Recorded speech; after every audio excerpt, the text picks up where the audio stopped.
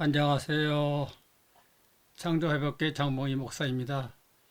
오늘의 할 주제는 한 잔의 길입니다. 성경 말씀은 마태복음 20장 26절에서 28절까지 봉독하겠습니다. 너희 중에는 그렇지 않아야 하나니 너희 중에 누구든지 크고자 하는 자는 너희를 섬기는 자가 되고 너희 중에 누구든지 으뜸이 되고자 하는 자는 너희의 종이 되어야 하리라. 인자가 온 것은 섬김을 받으려 함이 아니라 도리어 섬기려 하고 자기 목숨을 많은 사람의 대성물로 주려 함이니라. 요한의 어머니가 예수께 와서 요구하는 말이 당신의 나라에서 내 아들을 하나는 우편에 하나는 좌편에 앉게 해 주옵소서 했다. 장으로 본 성경맥은 20장이니까 2 플러스 제로는 2지요. 크고자 하는 자, 으뜸이 되고자 하는 자, 또 당신의 나라에서 내 아들 하나는 우편에 하나는 좌편에 앉게 해 주옵소서. 요한의 어머니는 예수의 나라가 장차 이스라엘 서게 될 것으로 알았던 모양입니다. 물론 잘못 아닌 것이지만은 그러나 그 정도까지 예수에 대한 기대가 있었습니다. 그래서 장차 이 나라는 예수가 통치해야 제대로 될 것이다. 그렇게 보았고 믿었던 것입니다. 그 정도로 예수를 이해했고 만약 그렇게 되면 내 아들 하나는 우편에 있고 우편에 앉고 다른 아들은 좌편에 있게 해달라고 부탁하는 것입니다. 이만큼 또 예수가 요한의 형제를 인정하고 있었던 것도 느꼈던 모양이죠. 내가 늘 하는 이야기지만 우리의 문제는 예수를 아는 데 있습니다. 예수를 아는데 여기서 요한의 어머니가 그 자식들을 통해서 예수를 어느 정도가 아는 정도가 다른 사람보다는 크지만은 단 한 가지는 바른 길을 정통의 길을 포착하지 못했습니다. 그래서 그런 부탁을 한 것이죠.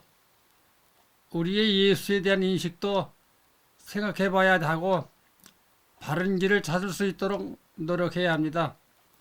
하나님을 우리가 직접 본 일도 없고 말한 일도 없고 또한 하나님의 말을 들을 자격도 없습니다.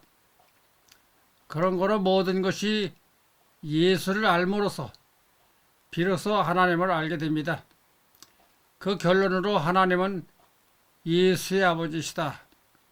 또 뿐만 아니라 예수가 하신 말씀이 내가 아버지 안에 있고 아버지가 내 안에 있다 해서 다시 말하면 일치감을 갖고 있는 정도로 가까운 것을 우리에게 말해준 것입니다. 이 말도 잘못 인식을 해서 기독교에서 소위 삼위일체라는 교리를 만들어 오늘날까지도 그렇게 정설인 것처럼 이야기하고 있습니다. 예수는 삼위일체를 말하지 않았습니다. 하나님이 내 안에 있고 내가 아버지 안에 있다 하는 것은 그만큼 모든 생각이라든지 모든 것이 일치가 되어 있다 하는 것을 극단적으로 표현하는 것이죠. 그런 거로 지금 예수를 아는 데 있어서는 두 가지 계단이 있습니다. 하나는 예수가 하신 말씀과 행동, 이 세상에 와서 하신 일을 이해하는 것이고 다음에는 지금도 살아계신 예수로부터 계시를 받는 방법입니다. 직접 계시를 받는 방법은 예수를 이해함으로써 예수의 말이 옳은지를 정확하게 포착을 해야만 가능합니다. 제멋대로 해서 즉 예수의 말을 동쪽을 향했는데 나는 서쪽을 향해서 머리를 숙이고 기도를 해보았자 그것은 아무 소용이 없습니다. 그런 거로 여기서 요한의 어머니가 예수를 상당히 이해한 모양이지만 그러나 이것이 근본적 길이 잘못된 것입니다. 예수가 여기서 대답하기를 그렇게 책망한 것은 아니죠. 이제 내 우편에 앉고 좌편에 앉는 것은 내 아버지의 권한이다. 내 아버지께서 결정한다. 이것은 무슨 의미인가 하면은 하나님 아버지가 내보다 힘이 더 있고 권력이 더 있고 한 권세를 말하는 것이 아니죠. 이것은 본질을 가리키고 있습니다. 다시 말하면 예수의 아버지를 깨닫고 못 깨닫고는 본질 문제입니다. 본질이 되면은 자연적으로 우편에 앉든지 좌편에 앉든지 그렇게 될 것입니다. 그런데 이 부인은 예수의 나라가 이 세상에서 성립된다고 잘못 알고 있습니다. 물론 이스라엘 사람들은 다 그렇게 바랬던 것이죠. 이 나라 꼴이 우습고 민족 자체가 이상한 상태에 빠져 있는 거로 이 민족을 구제하는 데는 새로운 국가, 새로운 나라가 건설되어야겠다 하는 것을 많은 백성들이 바래왔습니다. 그 가운데 어떤 사람이 이 나라를 이끌 수 있을까 생각했는데 이 부인은 예수가 그 책임자다, 적임자다 생각했던 것입니다. 그러나 예수는 이 세상에 임금이 되려고 오신 분이 아니죠. 그러면서 예수가 이 부인의 말은 물론 잘못됐지만은 크게 책망한 것은 아니죠. 한 가지 가르쳐준 것은 이것이 내 아버지가 하는 일이고 우편에 앉든지 좌편에 앉든지 그런데 관심을 두지 말라 그런 얘기입니다. 그러면서 하시는 말씀이 내가 마시는 잔을 내가 마실 수 있느냐 그렇게 물었어요. 그러니까 이것은 조금 동떨어진 이야기입니다만은 내가 마시는 잔을 마실 수 있는지 없는지에 따라서 내 우편에 앉든지 좌편에 앉든지 결정된다 하는 이야기입니다. 그러니까 내 보기에는 예수가 잘 마실 수 있는가 물었을 적에 그 두 아들은 능히 가능합니다. 대답했지만은 예수께서 마시는 이 잔이 고통을 의미하는 것을 느꼈던 모양이죠. 그래도 이 잔을 마실 수 있다 한 것입니다. 여기서 오늘날 기독교가 이 말의 의미를 모르고 있습니다. 여기서 이 잔이라 했는데 잔은 하나이죠. 10사람이든 100사람이든 잔은 하나를 가지고 돌려가면서 마시는 잔입니다. 이상하게도 잔 하나를 가지고 돌려 마시는 풍습이 이스라엘과 일본에 있습니다. 이 풍습은 잔 하나에 물을 담거나 음료를 담아 순서에 따라서 마시는 것입니다. 이것은 보통으로 하는 관습이 아니고 명사들이 특별한 결심을 하거나 교양, 수양을 결심하는 단계에서 이 차회를 합니다. 일본말로 차회라 하는 이 풍습은 다른 나라에는 없습니다. 이 차회는 10사람이면 10사람, 5사람이면 5사람이 모여 앉아서 예복을 입고 정중하게 입고 앉아서 잔에 물이나 음료를 담아가지고 첫 사람이 조금 마시고 그렇게 순서로 차례차례 마시는 것입니다. 이 전통이 유대 나라의 예수 당시에 있었습니다. 각자의 잔이 따로 있는 것이 아니라 찻잔은 하나입니다. 그러면 이 잔에 들어있는 물은 같이 마신다 하는 것은 무엇을 의미하는가? 운명을 같이 하고 생각을 같이 하고 목적을 같이 한다는 뜻이죠. 그러므로 차회를 참석했다면 절대적으로 마셔야만 합니다. 다시 말하면 운명과 생각과 목적을 같이 해야 됩니다. 이런 중대한 의미를 갖고 있어요. 그래서 내가 마시는 잔을 마실 수 있느냐? 예수의 이 말은 고통을 의미한다. 또 어려운 난간을 말하는 것입니다. 모든 고통을 이길 수 있느냐 그런 이야기죠. 근데 두 제자는 우리는 능히 충분히 할 수 있습니다. 대답했던 것입니다. 할 수 있다고 대답했을 적에 예수께서 하신 말씀은 너희들이 내 마시는 잔을 마실 수 있을는지 모르지만은 내 좌우편에 앉는 것은 내 아버지의 소관이다. 즉 너희들은 내 마시는 잔을 마시도록 되어야 되느니라. 그런 이야기입니다. 이 잔에 대한 이야기를 마태복음 26장 39절에 보면은 예수가 겟세마네 동산에서 마지막 십자가에 달리기 몇 시간 전에 기도하면서 이 잔을 내게서 물러가게 해 주옵소서 하는 문구가 있습니다. 여기서 이 잔이란 무엇인가 하면은 틀림없이 예수가 받아야 할 고통을 말합니다. 예수가 받아야 할 십자가. 그래서 마태, 마가, 누가복음에 쓴 감정은 내가 받을 이 십자가 고통을 면하게 해 주옵소서 한 식으로 어휘가 그렇게 적혀 있습니다.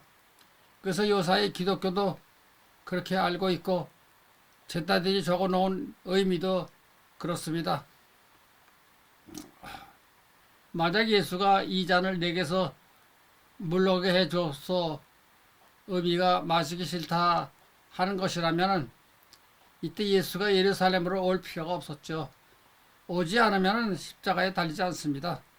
또한 예수가 아버지께 내 잔을 물러가게 해 주옵소서 그런 기도를 했다고 하면은 아버지께서 안 들어주실 리가 없죠. 그러나 예수는 십자가에 달렸습니다. 예수가 우정 십자가에 달리려고 올라왔는데 이런 뜻이 비겁한 소리를 했을 리가 없죠. 여기서 이 잔은 누구에게 온 잔인가? 자기 아버지에게서 온 잔이 아닙니다. 예수의 적으로부터 온 잔입니다. 그런데 예수는 이때 벌써 이 잔을 마셨습니다. 이미 마셨어요. 마신 다음에 이 잔을 물러가게 해달라는 요구는 없애버려 달라는 것이죠. 내가 마신 다음에 이 잔을 없애달라는 것이죠. 이 잔을 놔두면 이 다음에 예수를 따르는 사람들에게 돌아다니고 대단히 혼란과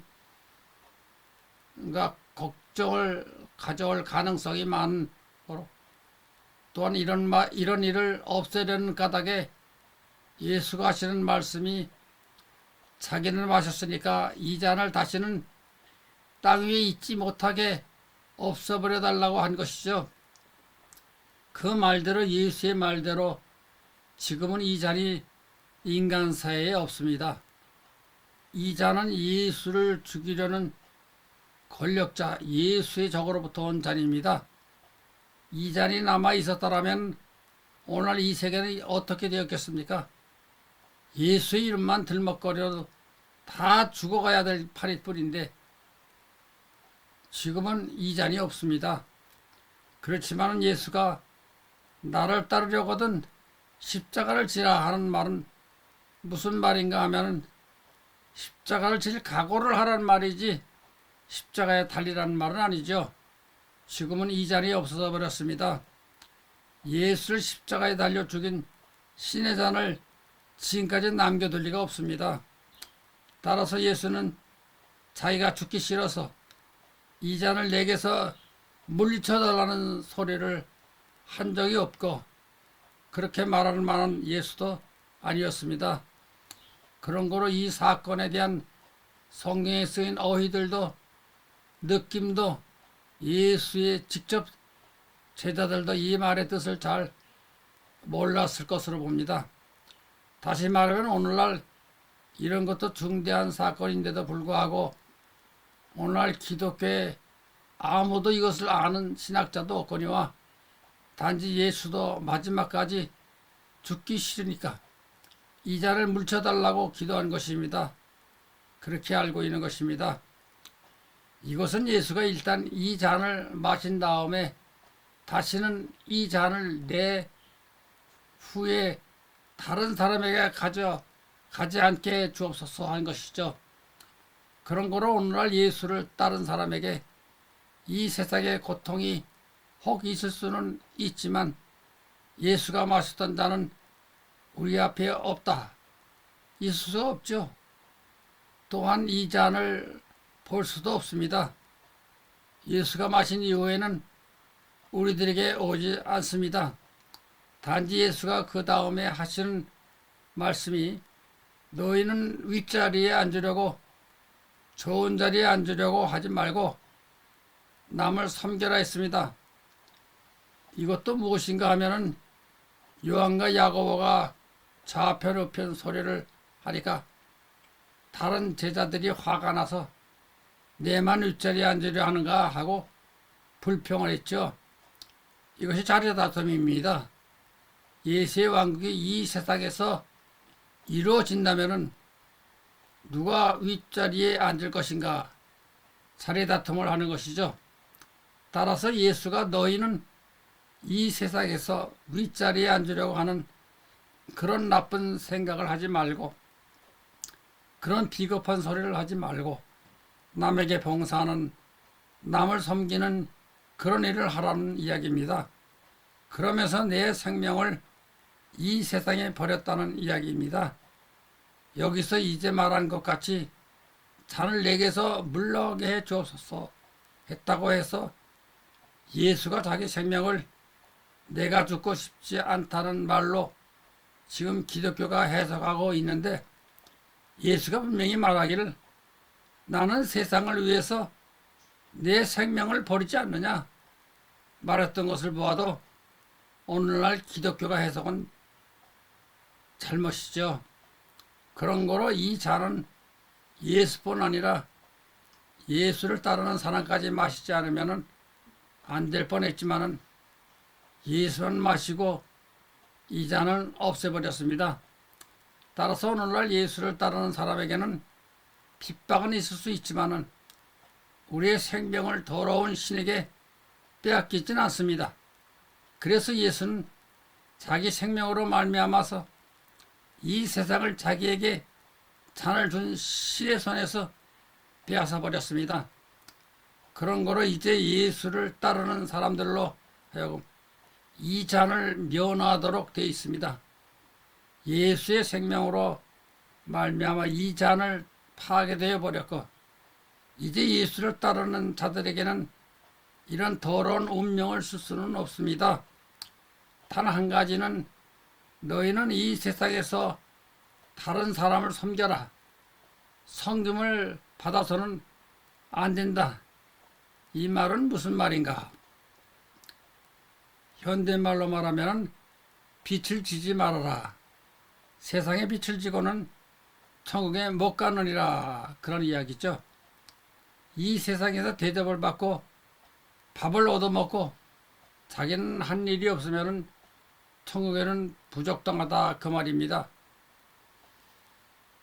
아멘.